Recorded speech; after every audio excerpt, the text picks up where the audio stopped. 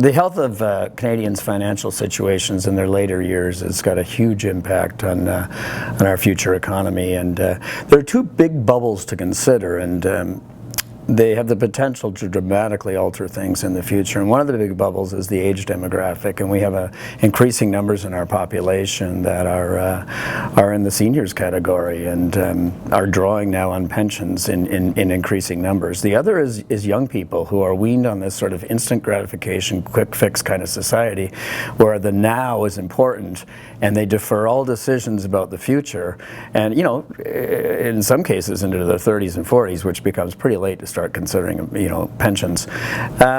So together they have a huge weight, and the implications are that one, it's going to be a drain on taxpayer funds as quality of life issues become suspect, and the other is that it leads to a reduction in consuming, just because if you don't have that disposable income, you're not spending, which affects businesses.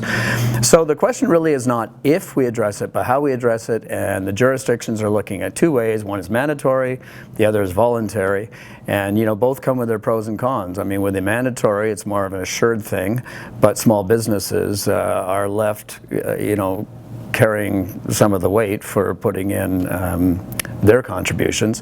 And the other is voluntary, which reduces the weight on the small businesses, but it's a less of a sure thing.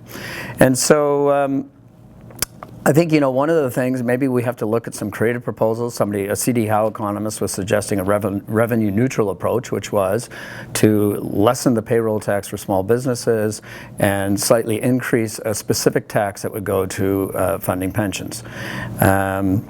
So one of the problems is this is something that's been rooted, in many, many years. It's been coming. We've seen it coming, but we haven't really dealt with it.